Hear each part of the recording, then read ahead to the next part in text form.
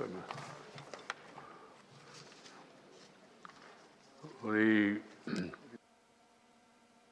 discussion on the motion moved by Srimati Geeta Reyes Chandra Prabhaji is concluded. Now the Honorable Prime Minister will be responding to the debate.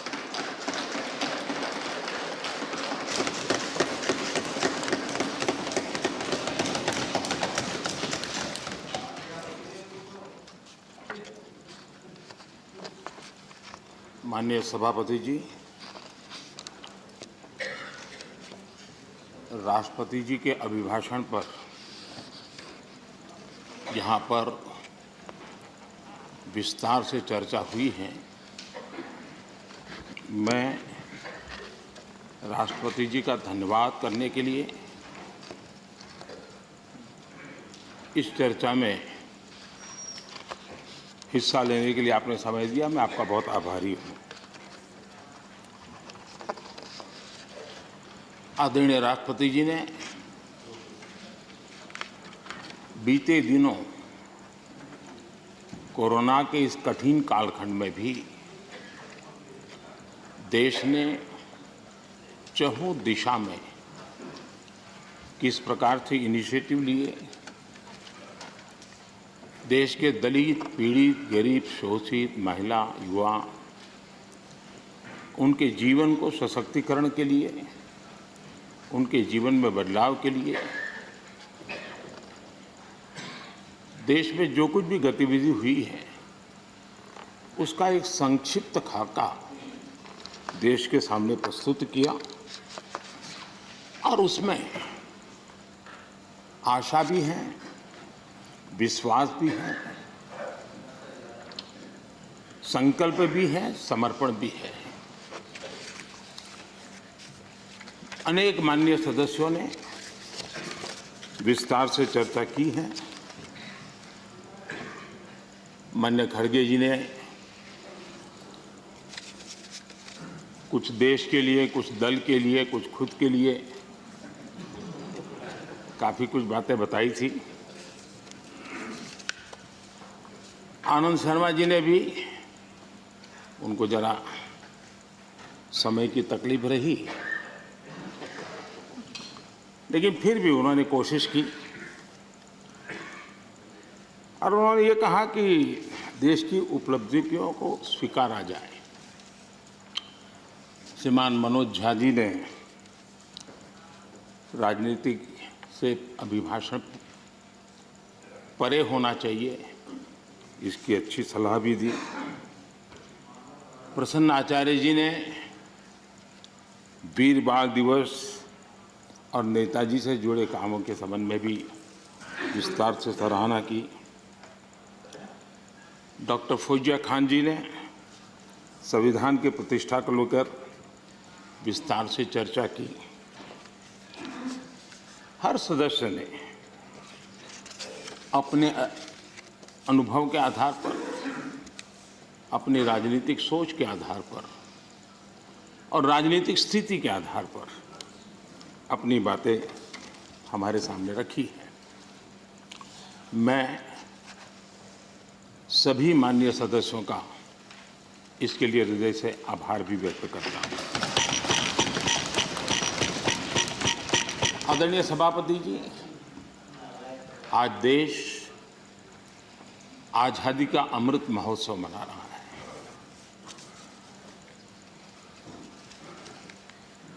पचहत्तर साल का आजादी के कालखंड में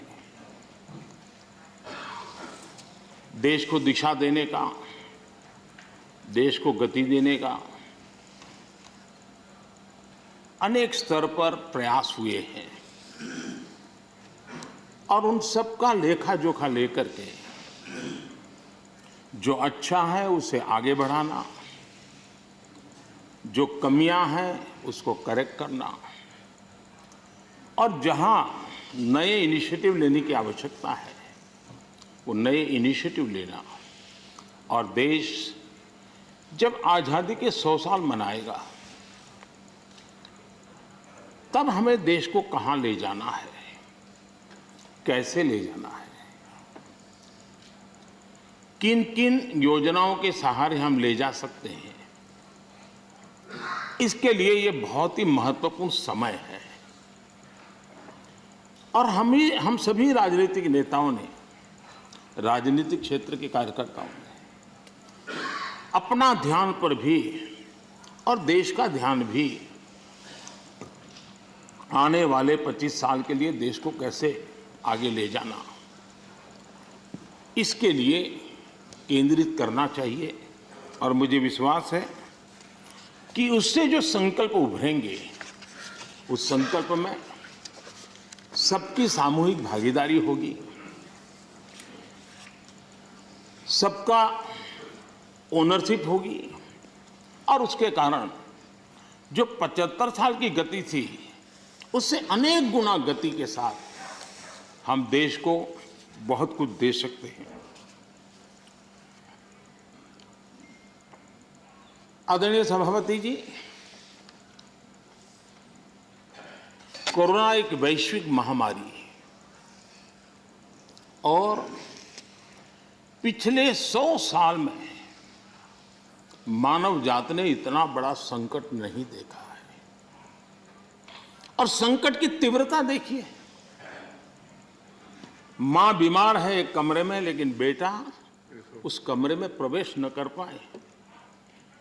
पूरे मानव जात के लिए ये कितना बड़ा संकट था। और अभी भी ये संकट बहुरूपिया है, नए नए रंग रूप लेकर के कभी न कभी कुछ न कुछ आफतें लेकर के आता है। और पूरा देश और पूरी दुनिया, पूरी मानव जात उससे जूझ रही है। हर कोई रास्ते खोज रहे हैं। आज 130 देश करोड़ के भारत के लिए दुनिया में जब प्रारंभिक कोरोना का प्रारंभ हुआ, चर्चा यही थी भारत का क्या होगा और भारत के कारण दुनिया की कितनी बर्बादी होगी, इसी दिशा में चर्चा हो रही थी। लेकिन ये 130 करोड़ देशवासियों की संकल्प शक्ति, उनका सामर्थ्य और उन्होंने जो भी जीवन में उपलब्ध था उसके बीच भी डिसिप्लिन का पालन करने का प्रयास किया कि आज विश्व में भारत के प्रयासों की सराहना हो रही है। और इसका गौरव ये किसी राजनीतिक दल का कार्यक्रम नहीं था, ये अचीवमेंट देश का है, 130 करोड़ देशवासियों का है। अच्छा होता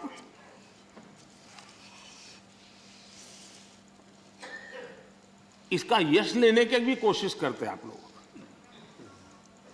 तो आपके खाते में कुछ जमा होता। लेकिन अब ये भी सिखाना पड़े। खैर, वैक्सीनेशन के संबंध में अभी प्रश्नकाल में हमारे आदरणीय मंत्री जी ने विस्तार से बात तो बताई है कि जिस प्रकार से भारत वैक्सीनेशन बनाने में, इनोवेशन में, रिसर्च में और उसके इम्प्लीमेंटेशन में आज भी दुनिया में वैक्सीन के खिलाफ बहुत बड़े आंदोलन चल रहे हैं। लेकिन वैक्सीन से मेरा लाभ हो या न लाभ हो, लेकिन कम से कम वैक्सीन लगाऊंगा तो मेरे कारण किसी और का नुकसान नहीं होगा। इस एक भावना ने 130 करोड़ देशवासियों को वैक्सीन लेने के लिए प्रेरित किया। ये भारत का मूलभूत चिंतन का प्रतिबिंब है जो विश्व के लोगों के सामने रखना हर हिंदुस्तानी का कर्तव्य है। सिर्फ खुद की रक्षा करने का विषय होता तो लूं या न लूं विवाद होता, लेकिन जब उसके मन में विचार आया कि मेरे कारण किसी को कष्ट न हो, अगर इसके लिए मुझे भी डोज लेना है तो मैं ले लूं, और उसने ले लिया। ये भारत के मन की, भारत के मानव मन की, भारत की मानवता की हम गौरवपूर्ण रूप से दुनिया के सामने कह सकते हैं। आज 100% डोज के लक्ष्य की ओर हम तेज गति से आगे बढ़ रहे हैं। मैं सम्मानित सदस्य, ये सभी आदरणीय सदस्यों से, इनके सामने हमारे फ्रंटलाइन वर्कर, हमारे हेल्थ केयर वर्कर्स, हमारे वैज्ञानिक, इन्होंने जो काम किया है उसकी सराहना करने से भारत की प्रतिभा तो खिलेगी खिलेगी, लेकिन इस प्रकार से जीवन खपाने वाले लोगों का भी हौसला बुलंद होगा। और इसलिए सदन बड़े गौरव के साथ उनका अभिनंदन करता है, उनका धन्यवाद करता है। आदरणीय सभापति जी, इस कोरोना काल में 80 करोड़ से भी अधिक देशवासियों को इतने लंबे कालखंड के लिए मुफ्त राशन की व्यवस्था, उनका घर का चूल्हा कभी न जले, ऐसी स्थिति पैदा न हो, ये काम भारत ने करके दुनिया के सामने एक उदाहरण प्रस्तुत किया। इसी कोरोना काल में जबकि अनेक कठिनाइयां थी, बंधन थे, उसके बावजूद भी प्रगति में रुकावटों की बार बार ऑब्स्टेकल के बीच भी लाखों परिवारों को, गरीबों को पक्का घर देने के अपने वादे की दिशा में हम लगातार चलते रहे। और आज गरीब का भी घर खर्चा लाखों में होता है। जितने करोड़ों परिवारों को एक घर मिला है ना, हर गरीब परिवार आज लखपति कहा जा सकता है। आदरणीय सभापति जी, इसी कोरोना काल में 5 करोड़ ग्रामीण परिवारों को नल से जल पहुंचाने का काम करके एक नया रिकॉर्ड प्रस्थापित किया है। इसी कोरोना काल में जब पहला लॉकडाउन आया तब भी बहुत समझदारी के साथ कईयों से चर्चा करने के बाद थोड़ा साहस की भी जरूरत थी कि गांव में किसानों को लॉकडाउन से मुक्त रखा जाए। निर्णय बड़ा महत्वपूर्ण था, लेकिन किया, और उसका परिणाम यह आया कि हमारे किसानों ने कोरोना के इस कालखंड में भी बम्पर पैदावार की और एमएसपी ने भी रिकॉर्ड खरीदी करके नए विक्रम प्रस्थापित किए। इसी कोरोना काल में इंफ्रास्ट्रक्चर से जुड़े हुए कई प्रोजेक्ट्स पूरे किए गए, क्योंकि हम जानते हैं कि ऐसे संकट के काल में इंफ्रास्ट्रक्चर पर जो इन्वेस्टमेंट होता है वो रोजगार के अवसरों को सुनिश्चित करता है, और इसलिए हमने उस पर भी बल दिया ताकि रोजगार भी मिलता रहे और सारे प्रोजेक्ट्स हम पूरे भी कर पाए। कठिनाइयां थी, लेकिन उसको कर पाए। इसी कोरोना काल में चाहे जम्मू कश्मीर हो, चाहे नॉर्थ ईस्ट हो, हर कालखंड में विस्तार से इसका विकास की यात्रा को आगे बढ़ाया गया और उसको हमने चलाया है। इसी कोरोना कालखंड में हमारे देश के युवाओं ने खेल जगत के हर क्षेत्र में हिंदुस्तान का तिरंगा, हमारा परचम फहराने में बहुत बड़ा काम किया, देश को गौरव दिया। आज पूरा देश, हमारे युवाओं ने खेल जगत में जिस प्रकार से प्रदर्शन किया है और कोरोना के इन सारे बंधनों के बीच उन्होंने अपनी तपस्या को कम नहीं होने दिया, अपनी साधना को कम होने नहीं दिया और देश को गौरव बढ़ाया है। आदरणीय सभापति जी, इसी कोरोना काल में आज जब हमारा देश का युवा स्टार्टअप, यानी भारत का युवा एक पहचान बन गई है, एक सिनोनिमस हो गया है। आज हमारे देश के युवा स्टार्टअप के कारण स्टार्टअप की दुनिया में टॉप 3 में हिंदुस्तान को जगह दिला पाई है।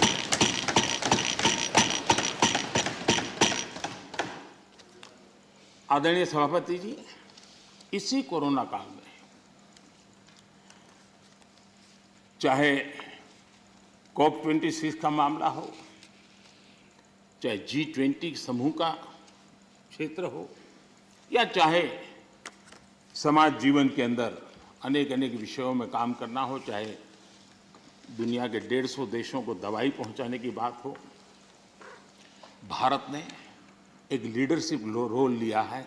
आज भारत की इस लीडरशिप की दुनिया में चर्चा है, उसकी स्वीकृति है।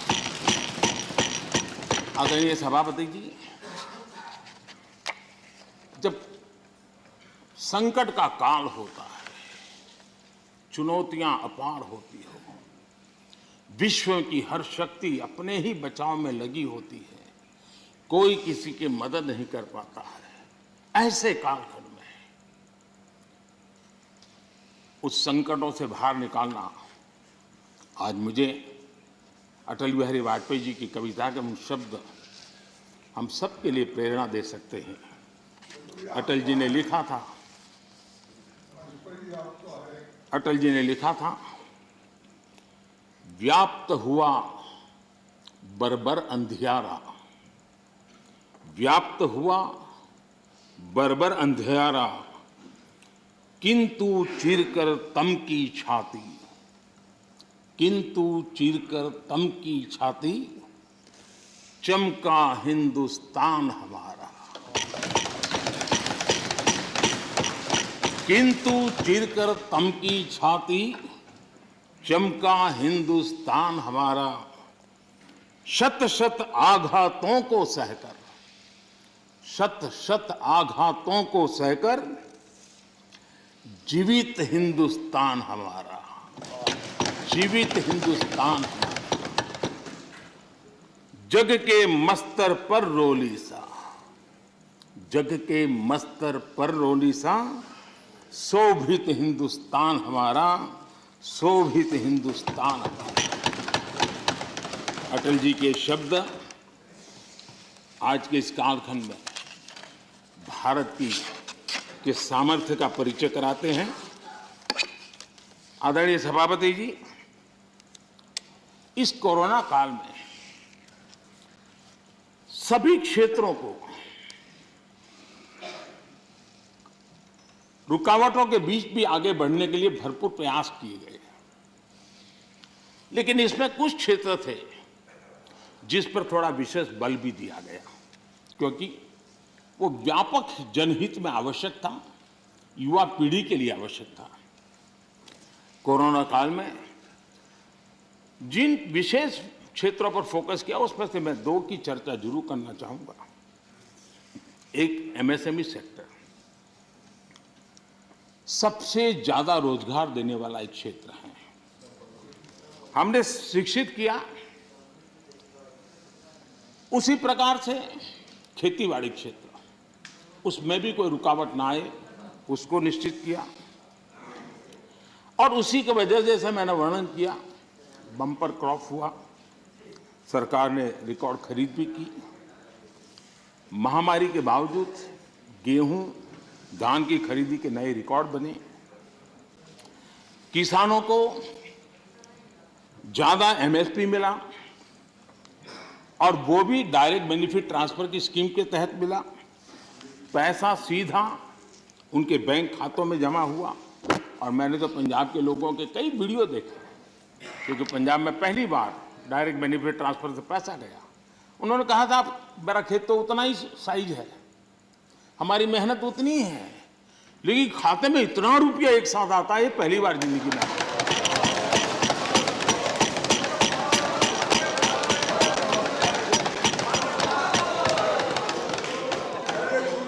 इससे संकट के समय किसानों के पास कैश की सुविधा रही। ऐसे कदमों से ही इतने बड़े सेक्टर को शॉक्स और डिसरप्शन से हम बचा पाए। इसी प्रकार से MSME सेक्टर, ये उन सेक्टरों में था जिसको आत्मनिर्भर भारत पैकेज का सबसे अधिक लाभ मिला। अलग अलग मंत्रालयों ने जो पीएलआई स्कीम लॉन्च की, उससे मैन्युफैक्चरिंग को बल मिला। भारत अब लीडिंग मोबाइल मैन्युफैक्चरर बन गया है और एक्सपोर्ट में भी उसका योगदान बढ़ रहा है। ऑटोमोबाइल और बैटरी इस क्षेत्र में भी पीएलआई स्कीम उत्साहजनक परिणाम दे रही है। जब इतने बड़े स्तर पर मैन्युफैक्चरिंग, और वो भी ज्यादातर एमएसएमई सेक्टर के द्वारा होता है, तो स्वाभाविक है दुनिया के देशों से ऑर्डर भी मिलते हैं, ज्यादा अवसर भी मिलते हैं। और सत्य ये है कि इंजीनियरिंग गुड्स जो बड़ी मात्रा में एमएसएमई बनाते हैं, इस समय जो एक्सपोर्ट का आंकड़ा बड़ा बना है, उसमें ये इंजीनियरिंग गुड का भी बहुत बड़ा योगदान है। ये भारत के लोगों के कौशल्य का और भारत के एमएसएमई की ताकत को प्रदर्शित करता है। हमारी डिफेंस मैन्युफैक्चरिंग इंडस्ट्री को हम देखें, यूपी और तमिलनाडु में डिफेंस कॉरिडोर बना रहे हैं, एमओयू जो हो रहे हैं, जिस प्रकार से लोग इस क्षेत्र में आ रहे हैं, एमएसएमई क्षेत्र के लोग आ रहे हैं डिफेंस के सेक्टर में, यह अपने आप में उत्साहवर्धक है कि देश के लोगों में सामर्थ्य है और देश को डिफेंस के क्षेत्र में आत्मनिर्भर बनाने के लिए हमारे एमएसएमई क्षेत्र के लोग बहुत साहस जुटा रहे हैं, आगे आ रहे हैं। आदरणीय सभापति जी, एमएसएमई को जेम, उसके माध्यम से सरकार में जो सामान की खरीदी होती है, उसका एक बहुत बड़ा माध्यम बनाया है और वो प्लेटफॉर्म के कारण आज बहुत सुविधा बनी है। उसी प्रकार से हमने एक बड़ा महत्वपूर्ण निर्णय किया है। वो निर्णय ये है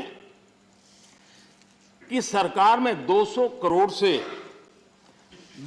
रुपए तक के जो टेंडर होंगे, वो टेंडर ग्लोबल नहीं होंगे, उसमें हिंदुस्तान के लोगों को ही अवसर दिया जाएगा और जिसके कारण हमारे एमएसएमई सेक्टर को और इसके द्वारा हमारे रोजगार को बल मिलेगा।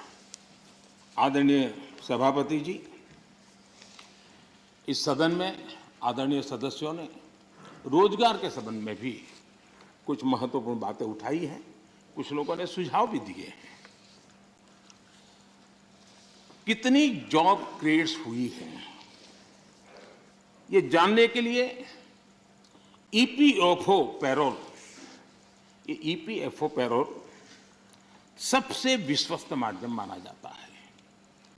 साल 2021 में लगभग 1,20,00,000 नए ईपीएफओ के पैरोल पे जुड़े। और ये हम न भूलें, ये सारे फॉर्मल जॉब से, मैं इनफॉर्मल की बात नहीं कर रहा, फॉर्मल जॉब से। और इनमें भी 60-65 लाख 18 से 25 साल की आयु के हैं। इसका मतलब ये हुआ कि उम्र पहली जॉब की है, यानी पहली बार जॉब मार्केट में उनकी एंट्री हुई है। आदरणीय सभापति जी, रिपोर्ट बताती है कि कोरोना के पहले की तुलना में कोविड रिस्ट्रिक्शन खुलने के बाद हायरिंग दोगुनी बढ़ गई है। नेस्कॉम की रिपोर्ट में भी यही ट्रेंड की चर्चा है। इसके अनुसार 2017 के बाद डायरेक्ट इनडायरेक्ट करीब, नेस्कॉम का कहना है, 27 लाख जॉब्स आईटी सेक्टर में, और ये सिर्फ स्किल की दृष्टि नहीं, उससे ऊपर के लेवल के लोग होते हैं जिनको रोजगार प्राप्त हुआ है। मैन्युफैक्चरिंग बढ़ने से वजह से भारत के ग्लोबल एक्सपोर्ट में वृद्धि हुई है और उसका लाभ रोजगार के क्षेत्र में सीधा सीधा होता है। आदरणीय सभापति जी, साल 2021 में यानी सिर्फ एक साल में भारत में जितने यूनिकॉर्न्स बने हैं वो पहले के वर्षों में बने कुल यूनिकॉर्न से भी ज्यादा है। और ये सब रोजगार की गिनती में अगर नहीं आता है तो फिर तो रोजगार से ज्यादा राजनीति की चर्चा ही मानी जाती है। आदरणीय सभापति जी, कई माननीय सदस्यों ने महंगाई की भी चर्चा की है। 100 साल में आई इस भयंकर वैश्विक कोरोना की महामारी पूरी दुनिया को प्रभावित किया है। अगर महंगाई की बात करें तो अमेरिका में 40 साल में सबसे अधिक महंगाई का ये दौर अमेरिका झेल रहा है। ब्रिटेन 30 साल में सबसे अधिक महंगाई के मार से आज परेशान है। दुनिया के 19 देशों में जहां यूरो करेंसी है वहां महंगाई का दर हिस्टोरिकली हाईएस्ट है, उच्चतम है। ऐसे माहौल में भी महामारी के दबाव के बावजूद हमने महंगाई को एक लेवल पर रोकने का बहुत प्रयास किया है, ईमानदारी से कोशिश की। 2014 से लेकर 2020 तक ये दर 4 से 5% के आसपास थी। इसकी तुलना जरा यूपीए के दौर से करें तो पता चलेगा कि महंगाई होती क्या है। यूपीए के समय महंगाई डबल डिजिट छू रही थी। यूपीए के समय डबल डिजिट छू रही थी। आज हम एकमात्र बड़ी इकोनॉमी है जो हाई ग्रोथ और मीडियम इन्फ्लेशन अनुभव कर रहे हैं।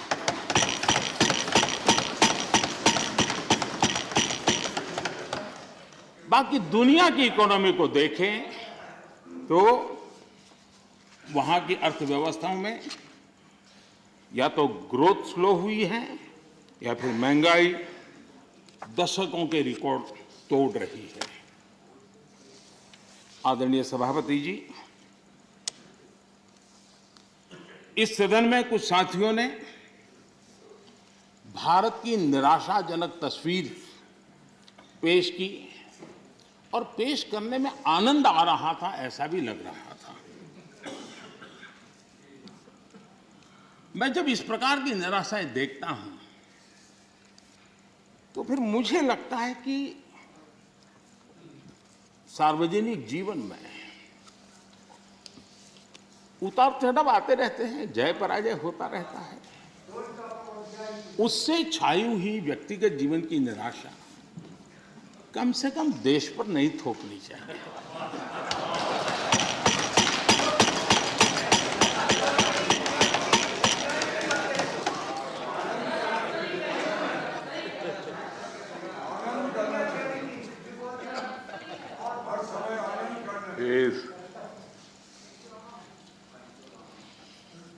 मैं जानता नहीं, लेकिन हमारे यहाँ गुजरात में एक बात है, शरद राव जानते होंगे, वो यहाँ महाराष्ट्र में भी होगा। कहते हैं कि जब हरियाली होती है, खेतों हरे भरे होते हैं और किसी ने वो हरी भरी हरियाली देखी हो और उसी समय बाय एक्सीडेंट अगर उसकी आंखें चली जाए तो जीवन भर उसको वो हरे वाला आखिरी जो चित्र है वो रहता है।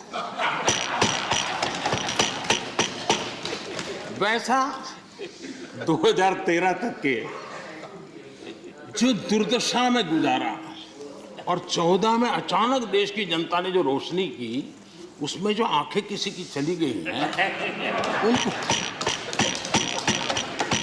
पुराने दिन ही दिखते हैं जी। आदरणीय सभापति जी,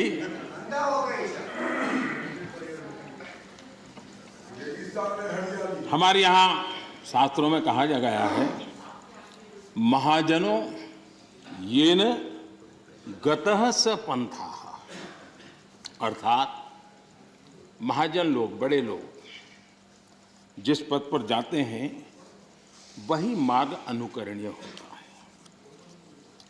मैं आदरणीय सभापति जी इस सदन में एक बात करना चाहता हूं।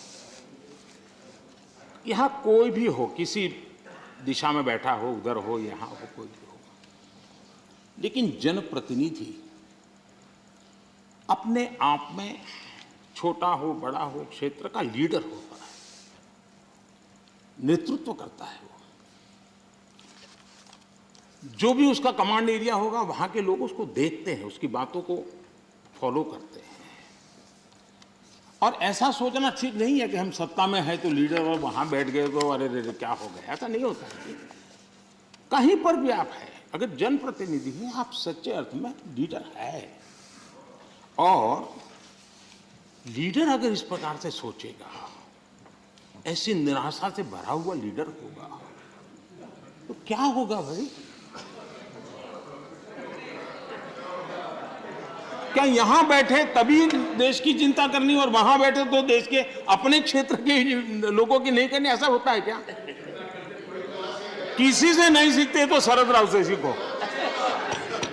मैंने देखा है शरद राव इस उम्र में भी अनेक बीमारियों के बीच भी क्षेत्र के लोगों को प्रेरणा देते रहते हैं।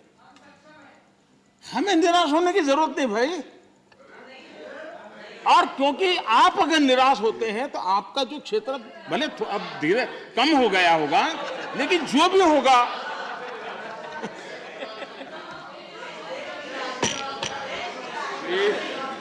ये बैठ के रनिंग कमेंट्री करना उचित नहीं है, पद्धति में नहीं है। हम सबका दायित्व है। सुनिए क्या है, बाद में जब आपको मौका मिला आपने बोला।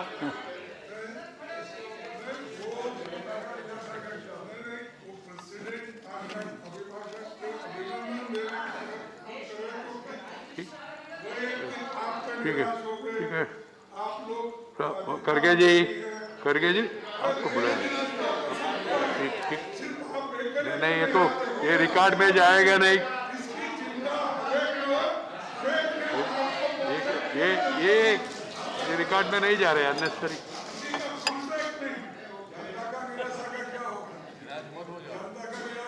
प्लीज। खड़गे जी, आप भी अधीर रंजन जी जैसी गलती करते हैं। आप थोड़ा पीछे देखिए, जयराम जी ने पीछे जाकर के 2-3 लोगों को तैयार किया हुआ है इस काम के लिए। आप इस प्रतिष्ठा से रहिए, पीछे है, रखा है व्यवस्था। जयराम जी खास जाकर के बाहर जाकर के सूचना लेकर के आए, समझा रहे थे। अभी थोड़ी देर में शुरू होने वाला है।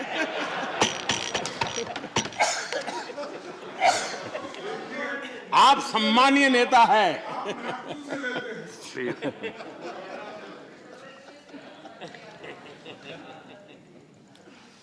आदरणीय सभापति जी, सत्ता किसी की भी हो, सत्ता में कोई भी हो, लेकिन देश के सामर्थ्य को कम नहीं आंकना चाहिए। हमने देश के सामर्थ्य का पूरे विश्व के सामने खुले मन से गौरवगान करना चाहिए। देश के लिए बहुत आवश्यक होता है। आदरणीय सभापति जी, सदन में हमारे एक साथी ने कहा, vaccination is not a big deal. Vaccination is not a big deal. मैं ये देखकर हैरान हूं, कुछ लोगों को भारत की इतनी बड़ी उपलब्धि नहीं लग रही है।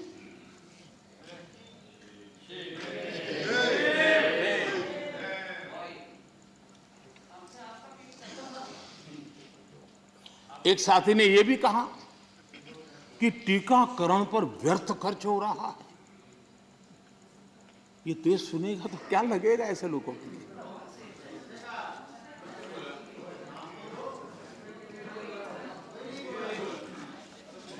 आदरणीय सभापति जी, कोरोना जब से मानव जात पर संकट में पैदा कर रहा है, सरकार ने देश और दुनिया में उपलब्ध हर संसाधन जुटाने के लिए भरपूर कोशिश की है।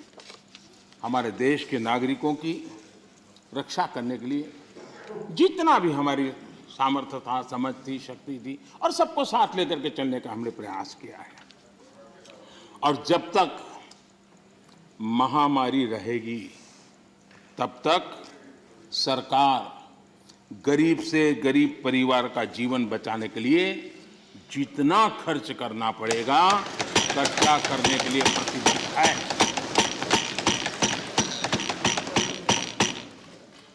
लेकिन कुछ दल के बड़े नेता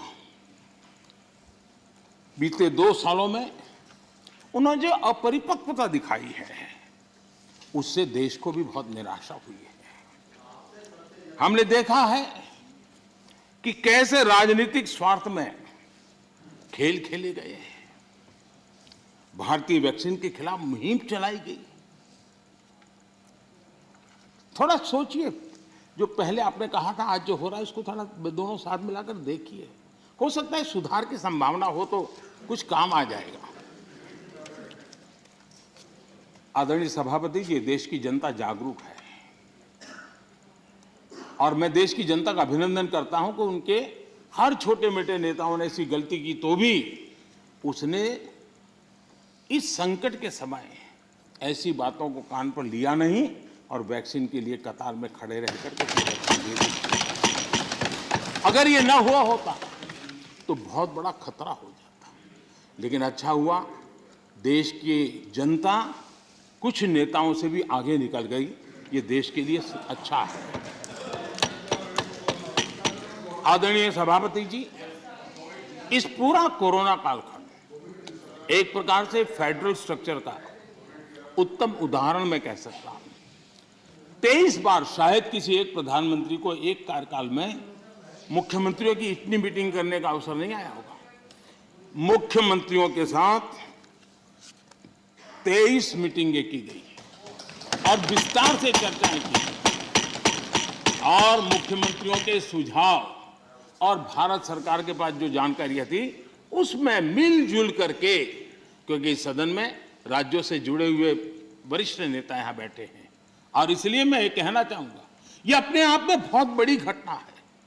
23 मीटिंगें करना इस कालखंड में और विस्तार से चर्चा करके रणनीति बनाना और सबको ऑन बोर्ड लेकर के चलना, और चाहे केंद्र सरकार हो, राज्य सरकार हो या स्थानीय स्वराज की संस्था की इकाइयां हो, सबने मिलकर के प्रयास किया है। हम किसी की योगदान को कम नहीं आंकते हैं, हम तो इसको देश की ताकत मानते हैं। लेकिन आदरणीय सभापति जी, कभी आत्मचिंतन करने की जरूरत है कुछ लोगों को। जब कोरोना की ऑल पार्टी मीटिंग बुलाई गई, सरकार की तरफ से विस्तार से प्रेजेंटेशन देना था और एक तरफ से कोशिश की गई कि कुछ दल न जाए, उनको समझाने की कोशिश हुई और खुद भी नहीं आए, ऑल पार्टी मीटिंग का बहिष्कार किया। और मैं शरद राव जी का फिर से आभार व्यक्त करना चाहूंगा। शरद राव जी ने कहा, देखिए भाई, ये कोई यूपीए का निर्णय नहीं है, मैं जिसको कह सकता हूं मैं कहूंगा। और शरद राव जी आए, बाकी टीएमसी सहित सभी दल के लोग आए और उन्होंने अपने बहुमूल्य सुझाव भी दिए। ये संकट देश पर था, मानव जात पर था, उसमें भी आपने बहिष्कार किया। ये पता नहीं आपके एडवाइस की कौन है जी, कौन कहां से आप सलाह लेके आते हैं, आपका भी नुकसान कर रहे हैं जी। देश रुका नहीं, देश चल पड़ा, आप अटक गए और हर एक को आश्चर्य हुआ। सब लोग, आप दूसरे दिन के अखबार देख लीजिए, क्या आपकी आलोचना हुई है, क्यों ऐसा किया, इतना बड़ा काम। लेकिन आदरणीय सभापति जी, हमने होलिस्टिक हेल्थ केयर पर फोकस किया। आधुनिक चिकित्सा परंपरा, भारतीय चिकित्सा पद्धति, दोनों को आयुष मंत्रालय ने भी समय बहुत काम किया। सदन में कभी कभी ऐसे मंत्रालयों की चर्चा भी नहीं होती है, लेकिन ये देखना होगा, आज विश्व में हमारे आंध्र तेलंगाना के लोग बताएंगे। हमारी हल्दी का एक्सपोर्ट जो बढ़ रहा है, वो इस कोरोना ने लोगों को भारत की उपचार पद्धति पर आकर्षित किया, उसका परिणाम है। दुनिया के लोगों, आज कोरोना कालखंड में भारत ने अपने फार्मा उद्योग को भी सशक्त किया है। पिछले 7 साल में हमारा जो आयुष का उत्पादन है, उसका एक्सपोर्ट बहुत बड़ा है और नए नए डेस्टिनेशन में पहुंच रहा है। इसका मतलब कि भारत की ये जो ट्रेडिशनल मेडिसिन है, उसने विश्व में अपनी एक पहचान बनाना शुरू किया है। मैं चाहता हूं कि हम सब लोग जहां जहां हमारा परिचय हो, इस बात को बल दें, क्योंकि इस क्षेत्र हमारा दबा हुआ है। अगर हम थोड़ा उसको और ऐसे समय है कि स्वीकृति बन जाएगी, तो हो सकता है कि भारत की जो ट्रेडिशनल मेडिसिन की परंपरा है, ताकत है, वो दुनिया में पहुंचेगी और काम होगा। आदरणीय सभापति जी, आयुष्मान भारत के तहत 80,000 से अधिक हेल्थ एंड वेलनेस सेंटर आज कार्यरत हैं और हर प्रकार की आधुनिक से आधुनिक सेवाओं करने के लिए उनको सजाया जा रहा है। ये सेंटर गांव और घर के पास ही फ्री टेस्ट समेत बेहतर प्राइमरी हेल्थ केयर सुविधा दे रहे हैं। ये सेक्टर कैंसर, डायबिटीज और दूसरी गंभीर बीमारियों को शुरुआत में ही डिटेक्ट करने के में मदद कर रहे हैं। 80,000 सेंटर बने हैं और इसको हम और बढ़ाने की दिशा में तेज गति से काम कर रहे हैं। यानी बहुत महत्वपूर्ण बीमारियों में भी, गंभीर बीमारियों में भी उनको स्थानीय स्तर पर मदद मिलने की संभावना है। आदरणीय सभापति जी, वैसे पुरानी परंपरा ये थी कि बजट के पहले कुछ टैक्स लगा दो, ताकि बजट में चर्चा न हो, बजट में दिखे नहीं और उस दिन शेयर मार्केट गिर न जाए। हमने ऐसा नहीं किया, हमने उल्टा किया। हमने बजट के पहले 64,000 करोड़ रुपए पीएम आत्मनिर्भर स्वस्थ भारत योजना के तहत क्रिटिकल हेल्थ इंफ्रास्ट्रक्चर के निर्माण के लिए राज्यों के अंदर बांटे। अगर ये चीज हम बजट में रखते तो और बहुत बड़ा बजट शानदार दिखता, शानदार तो है ही है और शानदार दिखता, लेकिन हम उस मोह के में रखने के बजाय कोरोना के समय इसकी तत्काल व्यवस्था करने के लिए हमने पहले इसको किया और 64,000 करोड़ रुपए हमने इस काम के लिए दिए। आदरणीय सभापति जी, इस बार खरगे जी बड़ा विशेष बोल रहे थे और कह रहे हैं कि मुझे तो कह रहे हैं कि मैं उस पर बोलूं, इधर उधर ना बोलूं, लेकिन वो क्या बोले हैं उसको भी एक बार चेक कर लिया जाए। सदन में कहा गया कि कांग्रेस ने भारत की बुनियाद डाली और भाजपा वालों ने सिर्फ झंडा गाड़ दिया।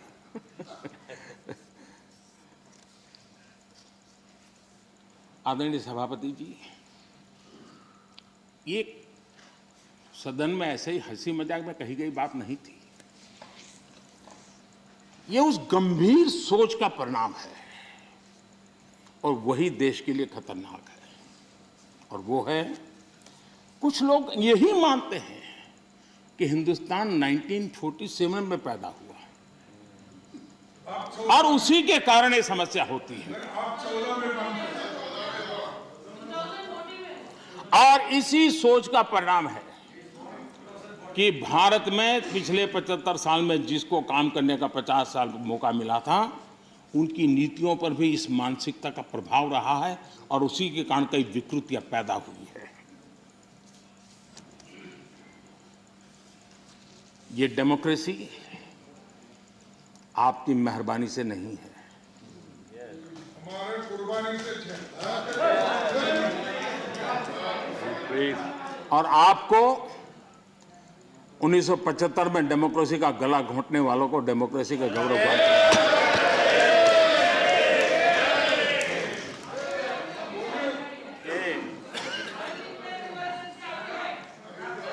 आदरणीय सभापति जी, ये 47 में पैदा हुए हैं ना, ऐसी जो सोच वाले लोग हैं, उन्होंने एक बात दुनिया के सामने गाजे बाजे के साथ कहनी चाहिए थी।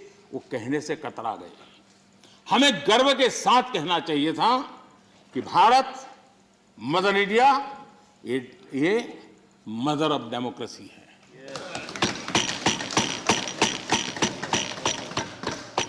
डेमोक्रेसी डिबेट ये भारत में सदियों से चल रहा है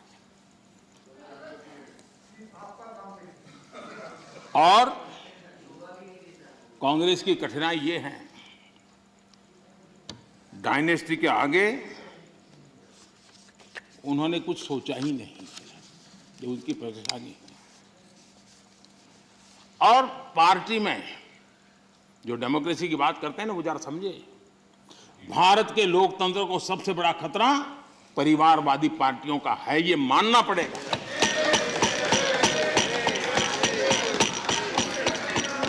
और पार्टी में भी जब कोई परिवार सर्वोपरि होता है, तब सबसे पहली कैजुअलिटी, जब पार्टी में भी कोई एक परिवार सर्वोपरि हो जाता है, तो सबसे पहली कैजुअलिटी टैलेंट की होती है।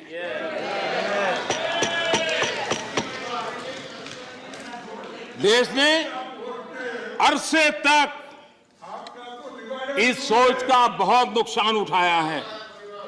मैं चाहता हूं कि सभी राजनीतिक दल लोकतांत्रिक आदर्शों और मूल्यों को अपने दलों में भी विकसित करें, उसको समर्पित करें और हिंदुस्तान की सबसे पुरानी पार्टी के रूप में कांग्रेस इसकी जिम्मेवारी ज्यादा उठाए। आदरणीय सभापति जी, यहां पर यह कहा गया कि कांग्रेस न होती तो क्या होता।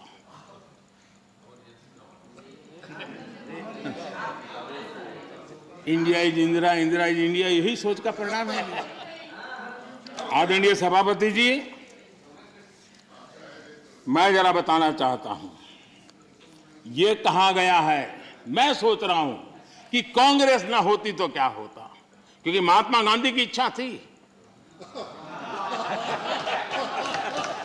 क्योंकि महात्मा गांधी को मालूम था कि इनके रहने से क्या क्या होने वाला है, और इन्होंने कहा था पहले से इसको खत्म करो, इसको बिखेर दो, महात्मा गांधी ने कहा था। लेकिन अगर ना होती महात्मा गांधी की इच्छा के अनुसार, अगर हुआ होता, अगर महात्मा गांधी की इच्छा के अनुसार कांग्रेस न होती तो क्या होता? लोकतंत्र परिवारवाद से मुक्त होता। भारत विदेशी चश्मे के बजाय स्वदेशी संकल्पों के रास्ते पर चलता। अगर कांग्रेस न होती तो इमरजेंसी का कलंक न होता। अगर कांग्रेस न होती तो दशकों तक करप्शन को संस्थागत बनाकर नहीं रखा जाता। अगर कांग्रेस न होती तो जातिवाद और क्षेत्रवाद की खाई इतनी गहरी न होती। अगर कांग्रेस न होती तो सिखों का नरसंहार न होता। सिखों का नरसंहार न होता।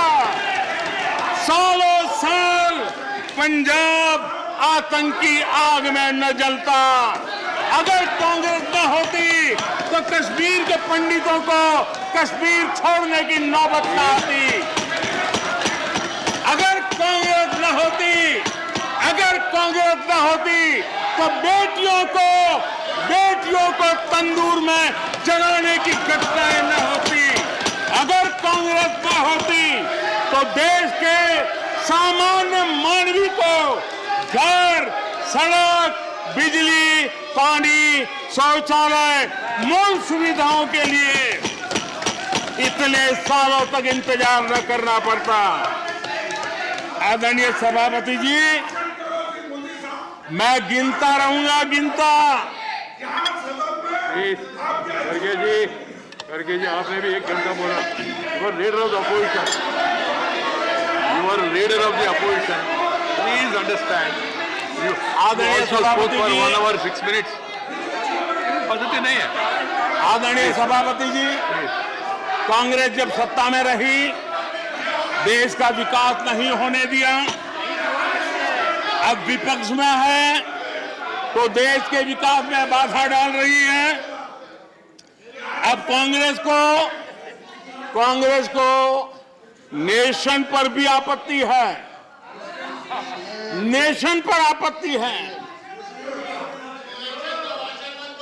यदि नेशन इसकी कल्पना गैर संवैधानिक है तो आपकी पार्टी का नाम इंडियन नेशनल कांग्रेस क्यों रखा गया?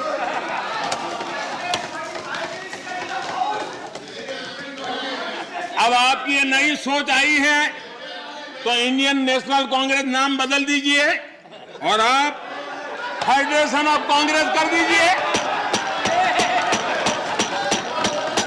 अपने पूर्वजों की गलती जरा सुधार दीजिए।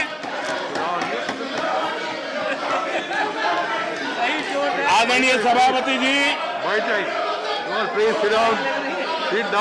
आदरणीय सभापति जी, यहाँ पर Nothing will go on record without my permission. आदरणीय सभापति जी, Without my permission, nothing will go on record. Any comment? Federalism को लेकर भी कांग्रेस, टीएमसी और लेफ्ट सहित अनेक साथियों ने यहाँ बड़ी बड़ी बातें की। जरूरी भी है क्योंकि ये राज्यों के वरिष्ठ नेताओं का ये सदन है। लेकिन सभी साथियों को, आदरणीय सभापति जी,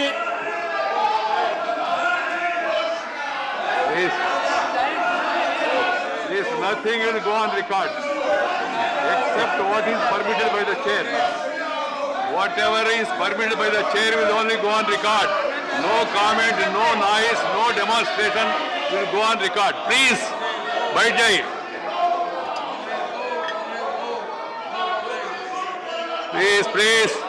Please. The Prime Minister is intervening. I have permitted it. It will only go on record. Ramdas ji, आप चिंता मत करिए। आप चिंता मत करिए। जो जाना है वो जाएगा। आप क्यों चिंता करते हैं? प्रधानमंत्री जी, yes. That is your comment, na? So let the people decide.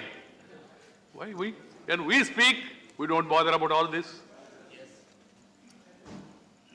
धन्यवाद आदरणीय सभापति जी। लोकतंत्र में सिर्फ सुनाना ही नहीं होता है, सुनना भी लोकतंत्र का हिस्सा है। लेकिन सालों तक उपदेश देने की आदत रखी है, इसलिए जरा बातें सुनने में मुश्किल हो रहा है। आदरणीय सभापति जी, फेडरलिज्म को लेकर कांग्रेस, टीएमसी और लेफ्ट सहित अनेक साथियों ने यहां कई विचारों को प्रस्तुत किया है और बहुत स्वाभाविक है, और इस सदन में इसकी चर्चा होना और स्वाभाविक है क्योंकि यहाँ राज्य के वरिष्ठ नेता, उनका मार्गदर्शन इस सदन में हमें मिलता रहता है।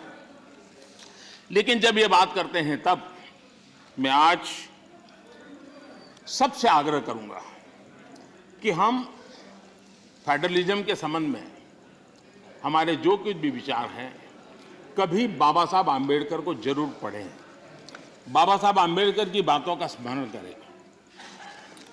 बाबा साहब आम्बेडकर जी ने जो संविधान सभा में कहा था, उसी को मैं कोट कर रहा हूं।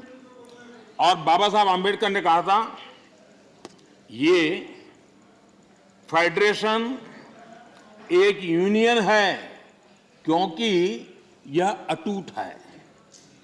प्रशासनिक सुविधा हेतु देश और लोगों को विभिन्न राज्यों में विभाजित किया जा सकता है। प्रशासन के लिए विभिन्न राज्यों में विभाजित किया जा सकता है, लेकिन देश अभिन्न रूप से एक है।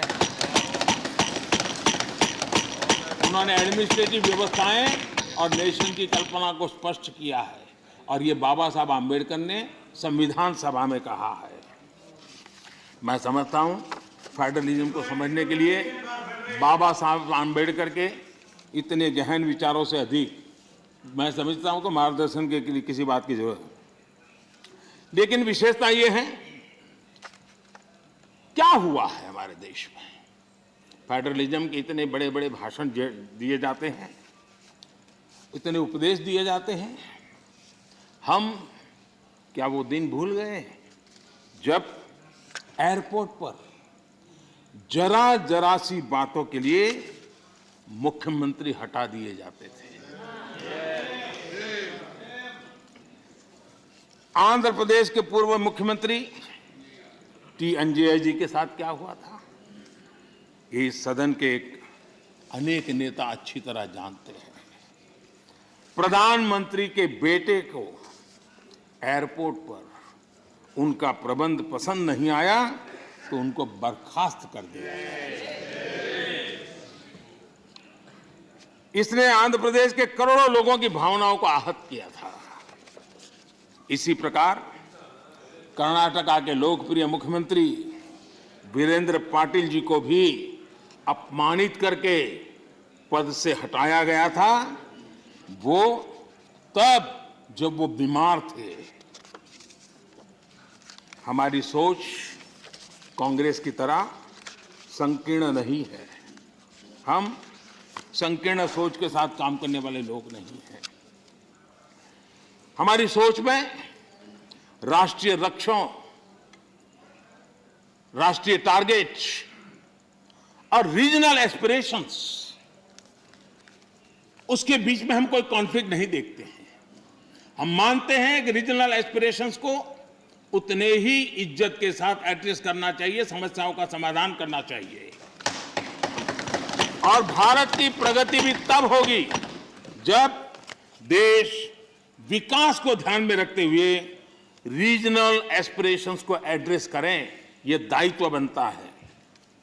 जब हम इस बात को कहते हैं देश को आगे बढ़ाना, लेकिन इसकी यह भी शर्त है कि जब राज्य प्रगति करते हैं तब देश की तरक्की होती है। राज्य प्रगति न करे और देश की तरक्की के लिए हम सोचे तो हो नहीं सकता है। और इसलिए पहली शर्त है राज्य प्रगति करे तब देश की तरक्की होती है। और जब देश की तरक्की होती है, देश समृद्ध होता है, देश के अंदर समृद्धि आती है, तो समृद्धि राज्यों में पर्कोलेट होती है और इसके कारण देश समृद्ध बनता है। इस सोच के साथ हम चलते हैं। और मैं तो जानता हूं, मैं गुजरात में था, मुझ पर क्या क्या जुल्म हुए हैं दिल्ली सरकार के द्वारा, इतिहास गवाह है। क्या कुछ नहीं हुआ मेरे साथ, गुजरात के साथ क्या क्या क्या नहीं हुआ। लेकिन उस कालखंड में भी हर दिन, आप मेरे रिकॉर्ड देख लीजिए, मुख्यमंत्री के नाते मैं हमेशा एक ही बात कहता था कि गुजरात का मंत्र क्या है, देश के विकास के लिए गुजरात का विकास। हमेशा दिल्ली में किसकी सरकार है सोच करके नहीं चलते थे, देश के विकास के लिए गुजरात का विकास। और यही फेडरलिज्म में हम सबका दायित्व यही बनता है कि हम देश के विकास के लिए अपने राज्यों का विकास करेंगे, ताकि दोनों मिलकर के देश को नई ऊंचाई पर ले जाएंगे। और यही तरीका सही तरीका है, उसी रास्ते पर चलना हमारे लिए जरूरी है। और ये बहुत दुखद है, जिनको दशकों तक सरकार चलाने का मौका मिला और उन्होंने राज्यों के साथ कैसे कैसे दमन किए थे। सब यहां बैठे हैं, भुक्तभोगी लोग बैठे हुए हैं, कैसे कैसे दमन किया था। करीब करीब 100 बार राष्ट्रपति शासन ला करके राज्य सरकार, चुनी हुई राज्य सरकारों को उखाड़ के फेंक दिया। आप किस मुंह से बातें कर रहे हो?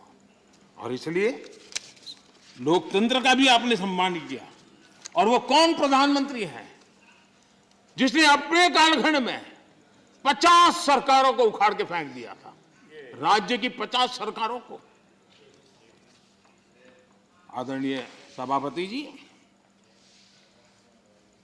इन सारे विषयों के जवाब हर हिंदुस्तानी जानता है और उसी की सजा आज उनको भुगतनी पड़ रही है, देश उनको स्वीकार कर लेता है। आदरणीय सभापति जी, कांग्रेस के हाईकमांड जो है उनकी नीति 3 प्रकार से कामों को लेकर के चलती है। एक, पहले डिस्क्रेडिट करो, फिर डिस्टेबलाइज करो और फिर डिसमिस करो।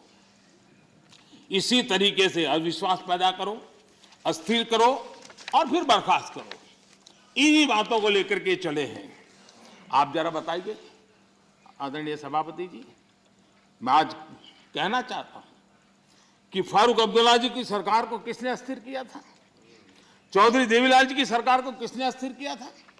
चौधरी चरण सिंह जी की सरकार को किसने अस्थिर किया था?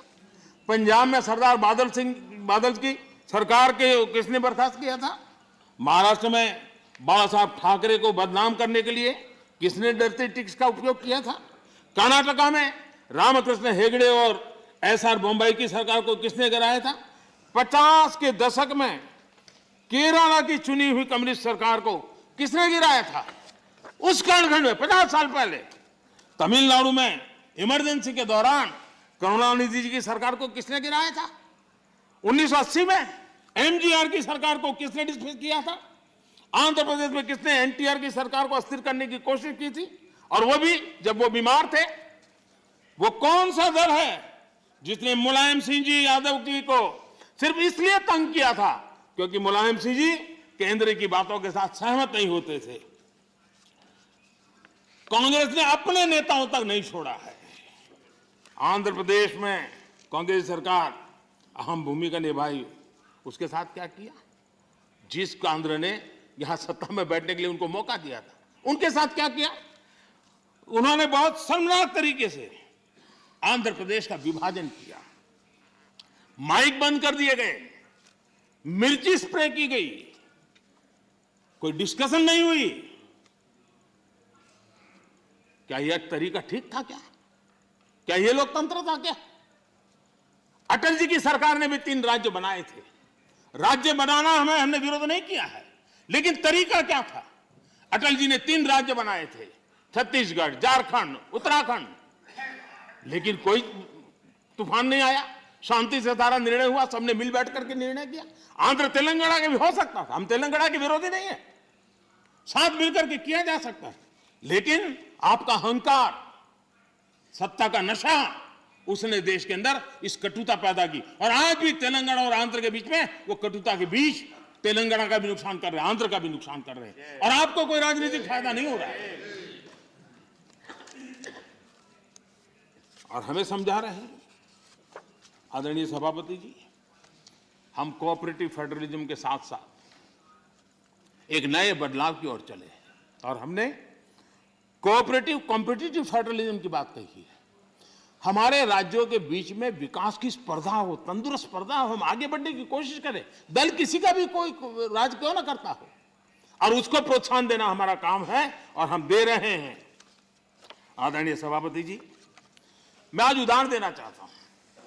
जीएसटी काउंसिल की रचना, जीएसटी काउंसिल की रचना अपने आप में भारत के सशक्त फेडरलिज्म के लिए एक उत्तम स्ट्रक्चर का नमूना है।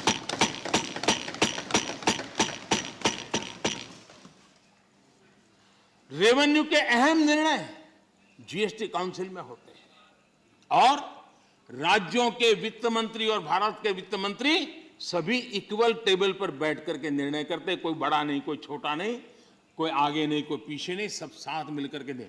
और देश को गर्व होना चाहिए, इस सदन को ज्यादा गर्व होना चाहिए कि जीएसटी के सारे निर्णय, सैकड़ों निर्णय हुए हैं, सबके सब सर्वानुमति से हुए। सभी राज्यों के वित्त मंत्री और भारत के वित्त मंत्री ने मिलकर के किए हैं।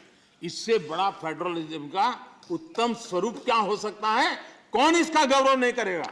लेकिन हम इसका भी गौरव नहीं करते हैं। आदरणीय सभापति जी, एक और उदाहरण मैं देना चाहता हूं फेडरलिज्म का। हमने देखा कि जैसे सामाजिक न्याय ये देश में बहुत अनिवार्य होता है, वरना देश आगे नहीं बढ़ता है, वैसे भी क्षेत्रीय न्याय भी उतना ही जरूरी होता है। अगर कोई क्षेत्र विकास में पीछे रह जाएगा तो देश आगे भी नहीं बढ़ सकता।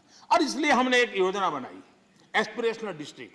देश में 100 से ऐसे डिस्ट्रिक्ट चुने, अलग अलग पैरामीटर के आधार पर चुने गए, राज्यों के साथ मशवरा करके चुने गए, और उन 100 से अधिक जो डिस्ट्रिक्ट हैं वो राज्य के जो एवरेज डिस्ट्रिक्ट है उसकी बराबरी तो कम से कम आ जाए तो बोझ कम हो जाएगा। और उस काम को हमने किया, और आज मैं बड़े संतोष के साथ कहूंगा, बड़े गौरव के साथ कहूंगा, योजना का विचार भले भारत सरकार को आया, लेकिन एक राज्य को छोड़कर के सभी राज्यों ने इसको ओन किया। 100 से अधिक जिलों की स्थिति बदलने के लिए केंद्र सरकार, राज्य सरकार और जिला इकाई आज मिलकर के काम कर रहे हैं, और उसमें सभी दलों की सरकार वाले राज्य हैं।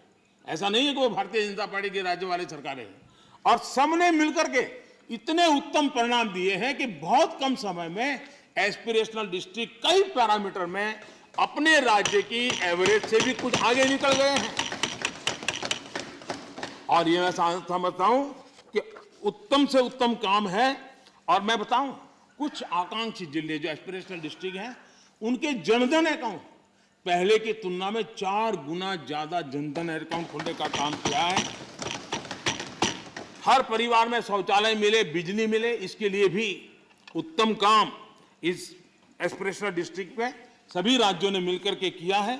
मैं समझता हूं यही फेडरल स्ट्रक्चर का उत्तम उदाहरण है, और उसी से देश की प्रगति के लिए फेडरल स्ट्रक्चर का ताकत का उपयोग होना, यह उसका उदाहरण है। आदरणीय सभापति जी, मैं आज एक और कैसे आर्थिक मदद होती है राज्यों को, किस तरीके से नीतियां कैसे बदलाव लाने से परिवर्तन आता है, उसका भी उदाहरण देना चाहता हूं। वो भी एक समय था जब हमारे प्राकृतिक संसाधन सिर्फ कुछ लोगों की तिजोरियां भरने के लिए काम आते थे। ये दुर्दशा हमने देखी है, उसकी चर्चाएं बहुत चली है। अब इस संपदा राष्ट्र का खजाना भर रही है। हमने कोयले और माइनिंग सेक्टर में रिफॉर्म किए। 2000 में हमने पारदर्शी प्रक्रिया के साथ खनिज संसाधनों का ऑक्शन किया। हमने रिफॉर्म्स की प्रक्रिया को जारी रखा, जो जैसे वैध लाइसेंस की बिना चार्ज के ट्रांसफर, 50% प्रोड्यूसर्स की ओपन मार्केट में सेल्फ बिक्री, अर्ली ऑपरेशनलाइजेशन पर 50% रिबेट। बीते 1 साल में माइनिंग रेवेन्यू लगभग 14,000 करोड़ रुपए से बढ़कर लगभग 35,000 करोड़ रुपए पर पहुंचा है। ऑक्शन से जितना भी रेवेन्यू आया वो राज्य सरकारों को मिला है। ये निर्णय किया है। सबसे बड़ी बात यह है, ये सुधार जो लागू हुए हैं, इसमें राज्य का ही भला हुआ है, और राज्य का भला होने में देश का भला है ही है। कोऑपरेटिव फेडरलिज्म का इस क्षेत्र इतना बड़ा महत्वपूर्ण निर्णय, और उड़ीसा इस रिफॉर्म्स को लागू करने में अग्रिम राज्य रहा। मैं उड़ीसा के मुख्यमंत्री जी को अभिनंदन देता हूं कि उनकी सरकार ने सारे रिफॉर्म्स को हमारे साथ कंधे से कंधा मिलाकर के काम किया है। आदरणीय सभापति जी, यहां पर यह भी चर्चा हुई कि हम इतिहास बदलने की कोशिश कर रहे हैं। कई बार बोला जाता है, बाहर भी बोला जाता है, और कुछ लोग लिखा जाते हैं। मैं देख रहा हूं कि कांग्रेस एक प्रकार से अर्बन नक्सल के चुंगाल में फंस गई है। उनकी पूरी सोचने के तरीकों को अर्बन नक्सलों ने कब्जा कर लिया है, और इसलिए उनकी सारी सोच गतिविधि डिस्ट्रक्टिव बन गई है, और देश के लिए चिंता का विषय, बड़ी गंभीरता से सोचना पड़ेगा। अर्बन नक्सल ने बहुत चालाकी पूर्वक कांग्रेस की इस दुर्दशा का फायदा उठा करके उसके मन को पूरी तरह कब्जा कर लिया, उसके विचार प्रवाह को कब्जा कर लिया है, और उसी के कारण बार बार ये बोल रहे हैं इतिहास बदल रहा है। आदरणीय सभापति जी, हम सिर्फ कुछ लोगों की याददाश्त को ठीक करना चाहते हैं, थोड़ा उनका मेमोरी पावर बढ़ाना चाहते हैं। हम कोई इतिहास बदल नहीं रहे हैं। कुछ लोगों का इतिहास कुछ ही साल से शुरू होता है, हम जरा उसको पहले ले जा रहे हैं और कुछ नहीं कर रहे हैं।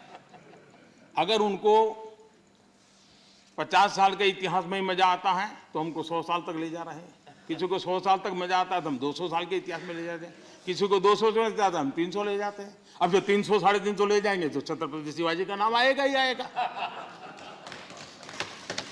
हम तो उनकी मेमोरी को सतेज कर रहे हैं, हम इतिहास बदल नहीं रहे। कुछ लोगों का इतिहास सिर्फ एक परिवार तक सीमित है, क्या करें इसका? और इतिहास तो बहुत बड़ा है, बड़े पहलू है, बड़े उतार चढ़ाव है, और हम इतिहास के दीर्घकालीन कालखंड को याद कराने का प्रयास कर रहे हैं, क्योंकि गौरवपूर्ण इतिहास को भुला देना इस देश के भविष्य के लिए ठीक नहीं है। ये हम अपना दायित्व समझते हैं, और इसी इतिहास से सबक लेते हुए हमने आने वाले 25 साल में देश को नई ऊंचाइयों पर ले जाने का एक विश्वास पैदा करना है। और मैं समझता हूं ये अमृत कालखंड अब इसी से आगे बढ़ने वाला है। इस अमृत कालखंड में हमारी बेटियां, हमारे युवा, हमारे किसान, हमारे गांव, हमारे दलित, हमारे आदिवासी, हमारे पिछड़े समाज के हर तबके का योगदान हो, उनकी भागीदारी हो, उसको लेकर के हम आगे बढ़े। कभी कभी हम 1857 के स्वतंत्र संग्राम की ओर देखेंगे। हमारे आदिवासी क्षेत्रों में 1857 के स्वतंत्र संग्राम में जो योगदान दिया गया है, कभी हमें पढ़ने को नहीं मिल रहा है। इतने महान स्वर्णिम पुरुषों को हम कैसे भूल सकते हैं? और हम इन चीजों को याद कराने की कोशिश कर रहे हैं। हमारी कोशिश है देश आत्मविश्वास से भरा हुआ हो, देश आगे बढ़े। आदरणीय सभापति जी, महिलाओं के सशक्तिकरण भी हमारे लिए प्राथमिकता है। भारत जैसा देश, 50% आबादी, हमारी विकास यात्रा के जो सबका प्रयास का विषय है, उस सबके प्रयास में सबसे बड़ी भागीदार हमारी माताएं बहनें हैं। देश की 50% जनसंख्या, और इसलिए भारत का समाज की विशेषता है, अपनी परंपराओं में सुधार करता है, बदलाव भी करता है। ये एक जीवंत समाज है। हर युग में ऐसे महापुरुष निकलते हैं जो हमारी बुराइयों को से समाज को मुक्त करने के लिए प्रयास करते हैं। और आज हम जानते हैं महिलाओं के संबंध में भी भारत में कोई आज चिंतन हो रहा नहीं, पहले से हमारे आज चिंतन हो रहा है। उनके सशक्तिकरण को हम प्राथमिकता दे रहे हैं। अगर हमने मैटरनिटी लीव बढ़ाई है तो एक प्रकार से महिलाओं के सशक्तिकरण और परिवार के सशक्तिकरण का हमारा प्रयास है, और उस दिशा में हम काम कर रहे हैं।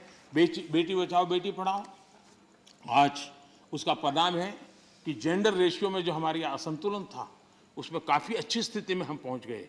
और जो रिपोर्ट्स आ रहे हैं उसमें आज हमारे कुछ स्थानों पर तो हमारे यहाँ पुरुषों से माताओं बहनों की संख्या बढ़ रही है। ये बड़े बड़े एक आनंद का विषय है, गौरव का विषय है। जो बुरे दिन हमने देखे थे उसमें से हम बाहर आए हैं, और इसलिए हमने प्रयास करना चाहिए। आज एनसीसी में हमारी बेटियां हैं, सेना में हमारी बेटियां हैं, वायुसेना में बेटियां हैं, हमारी नौसेना में हमारी बेटियां हैं। 3 तलाक की कुप्रथा को हमने खत्म किया, और मैं जहां जाता हूं मुझे इन माताओं बहनों का आशीर्वाद मिलता है, क्योंकि 3 तलाक की प्रथा जब खत्म होती है तब सिर्फ बेटियों को न्याय मिलता है ऐसा नहीं है,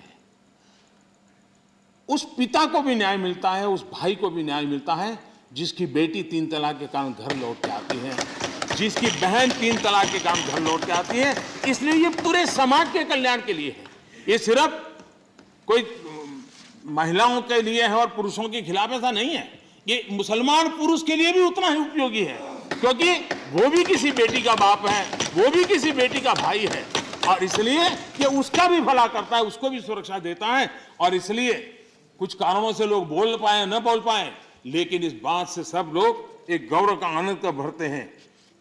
कश्मीर में हमने 370 धारा को जो हटाया, वहां की माताओं बहनों को एम्पावर किया है, उनको जो अधिकार नहीं तो अधिकार हमने दिलवाए हैं, और उस अधिकारों के कारण आज उनकी ताकत। आज शादी की उम्र में क्या कारण है आज के युग में मेल और फीमेल के बीच में अंतर होना चाहिए? क्या जरूरत है? बेटा बेटी एक समान है तो हर जगह पे होना चाहिए, और इसलिए बेटे बेटी की शादी की उम्र समान हो, उस दिशा में हम आगे बढ़े हैं। मुझे विश्वास है कि कुछ ही समय में ये सदन भी उसके विषय में सही निर्णय कर करके हमारी माताओं बहनों के कल्याण के लिए काम करेगा। आदरणीय सभापति जी, यह वर्ष गोवा के 60 वर्ष का एक महत्वपूर्ण कालखंड का वर्ष है। गोवा मुक्ति को 60 साल हुए। मैं आज जरा उस चित्र को कहना चाहता हूं।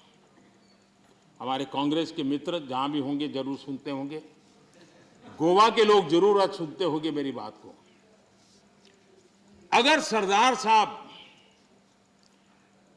जिस प्रकार से सरदार पटेल ने हैदराबाद के लिए रणनीति बनाई, इनिशिएटिव लिए, जिस प्रकार से सरदार पटेल ने जूनागढ़ के लिए रणनीति बनाई, कदम उठाए, अगर सरदार साहब की प्रेरणा लेकर के गोवा के लिए भी वैसी ही रणनीति बनाई होती तो गोवा को हिंदुस्तान आजाद होने के 15 साल तक गुलामी में नहीं रहना पड़ा होता। भारत की आजादी के 15 साल के बाद गोवा आजाद हुआ और उस समय के 60 साल पहले के अखबार, उस जमाने की मीडिया रिपोर्ट बताती है कि तब के प्रधानमंत्री अंतर्राष्ट्रीय छवि का क्या होगा, यह उनकी सबसे बड़ी चिंता का विषय था। पंडित नेहरू को दुनिया में मेरी छवि बिगड़ जाएगी तो, और इसलिए उनको लगता था कि गोवा की औपनिवेशिक सरकार पर आक्रमण करने से उनकी जो एक ग्लोबल लीडर की शांतिप्रिय नेता की छवि है वो चकनाचूर हो जाएगी। गोवा को जो होता है होने दो, गोवा को जो झेलना पड़े झेलने दो, मेरी छवि को कोई नुकसान ना हो। और इसलिए जब वहां सत्याग्रहों पर गोलियां चल रही थी, विदेशी सल्तनत गोलियां चला रही थी, हिंदुस्तान का हिस्सा, हिंदुस्तान के ही मेरे भाई बहन, उन पर गोलियां चल रही थी, और तब हमारे देश के प्रधानमंत्री ने कहा था कि मैं सेना नहीं दूंगा, मैं सेना नहीं भेजूंगा। सत्याग्रहियों की मदद करने से उन्होंने इनकार कर दिया था। यह गोवा के साथ कांग्रेस ने किया हुआ जुल्म है, और गोवा को 15 साल ज्यादा गुलामी के जंजीरों में जकड़ के रखा गया, और गोवा के अनेक वीर पुत्रों को बलिदान देना पड़ा, लाठी गोलियों से जिंदगी को बसर करनी पड़ी। ये हाल पैदा किए थे। नेहरू जी ने 15 अगस्त 1955 को पंडित नेहरू ने लाल किले से जो कहा था, मैं जरा कोट करना चाहता हूं। अच्छा होता कांग्रेस के मित्र यहां होते तो नेहरू जी का नाम सुनकर के कम से कम उनका दिन बहुत अच्छा जाता, और इसलिए उनकी प्यास बुझाने के लिए मैं बार बार नेहरू जी को भी याद करता हूं। आजकल नेहरू जी ने कहा था, लाल किले से कहा था, मैं उनको कोट करता हूं, कोई धोखे में ना रहे, भाषा देखिए, कोई धोखे में ना रहे कि हम वहां फौजी कार्रवाई करेंगे। कोई फौज गोवा के आसपास नहीं है। अंदर के लोग चाहते हैं कि कोई शोर मचाकर ऐसे हालात पैदा करे कि हम मजबूर हो जाएं फौज भेजने के लिए। हम नहीं भेजेंगे फौज, हम उसको शांति से तय करेंगे। समझ लें सब लोग इस बात को। ये हुंकार 15 अगस्त को गोवा वासियों के एस्पिरेशंस के खिलाफ कांग्रेस के नेता के बयान है। पंडित नेहरू जी ने आगे कहा था, जो लोग वहां जा रहे हैं, लिमेज जी, लोहिया जी समेत सब लोग वहां सत्याग्रह कर रहे थे, आंदोलन कर रहे थे, देश के सत्याग्रही जा रहे थे। हमारे जगन्नाथ राव जोशी, कर्नाटक केसरी, उनके नेतृत्व में सत्याग्रह हो रहा था। जो पंडित नेहरू जी ने क्या कहा, जो लोग वहां जा रहे हैं उनको वहां जाना मुबारक हो। देखिए मजाक देखिए, देश के अपनी आजादी के लिए लड़ने वाले मेरे ही देशवासियों के लिए क्या भाषा, कितना अहंकार है। वो लोग वहां जा रहे हैं, उनको वहां जाना मुबारक हो, लेकिन ये भी याद रखें कि अपने को सत्याग्रही कहते हैं तो सत्याग्रह के उसूल, सिद्धांत और रास्ते भी याद रखें। सत्याग्रह की पीछे फौजें नहीं चलती और ना ही फौजों की पुकार होती है। असहाय छोड़ दिया गया मेरे देश के नागरिकों को। ये गोवा के साथ किया। गोवा की जनता कांग्रेस के इस रवैये को कभी भूल नहीं सकती है। आदरणीय सभापति जी, हमें यहां फ्रीडम ऑफ एक्सप्रेशन पर भी बड़े भाषण दिए गए और आए दिन हमको जरा समझाया जाता है। मैं जरा आज एक घटना कहना चाहता हूं और ये घटना भी गोवा के एक सपूत की घटना है। गोवा के एक सम्मानीय गोवा की धरती की एक बेटी की कथा है। अभिव्यक्ति के संबंध में क्या होता था, कैसे होता था, ये उदाहरण मैं देना चाहता हूं। व्यक्ति स्वतंत्रता की बातें करने वाले लोगों का इतिहास में आज खोल रहा हूं। क्या किया है। लता मंगेशकर जी के निधन से आज पूरा देश दुखी है। देश को बहुत बड़ी खोट है। लेकिन लता मंगेशकर जी का परिवार गोवा का है, लेकिन उनके परिवार के साथ कैसा सलूक किया ये भी देश को जानना चाहिए। लता मंगेशकर जी के छोटे भाई पंडित हृदयनाथ मंगेशकर जी गोवा का गौरवपूर्ण संतान, गोवा की धरती का बेटा, उन्हें ऑल इंडिया रेडियो से निकाल दिया गया। वो ऑल इंडिया रेडियो में काम करते थे और उनका गुनाह क्या था। उनका गुनाह यह था कि उन्होंने वीर सावरकर की एक देशभक्ति से भरी कविता की ऑल इंडिया रेडियो पर प्रस्तुति दी थी। आप देखिए, हृदयनाथ जी ने एक इंटरव्यू में बताया, उनका इंटरव्यू अवेलेबल है। उन्होंने इंटरव्यू में कहा, जब वो सावरकर जी से मिले कि मैं आपका गीत करना चाहता हूं, तो सावरकर जी ने उनको कहा, क्या तुम जेल जाना चाहते हो क्या? मेरी कविता गाकर के जेल जाना चाहते हो क्या? तो हृदयनाथ जी ने उनकी देशभक्ति से भरी कविता उसे संगीतबद्ध किया। 8 दिन के अंदर उनको ऑल इंडिया रेडियो से निकाल दिया गया।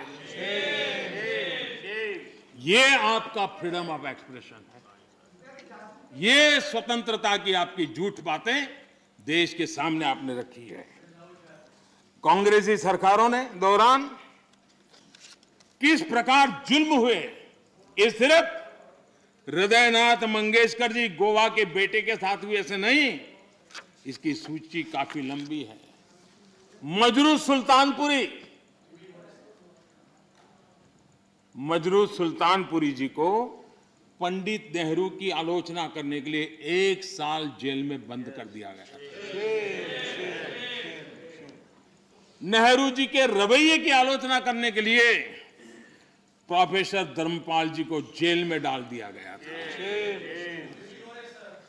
प्रसिद्ध संगीतकार किशोर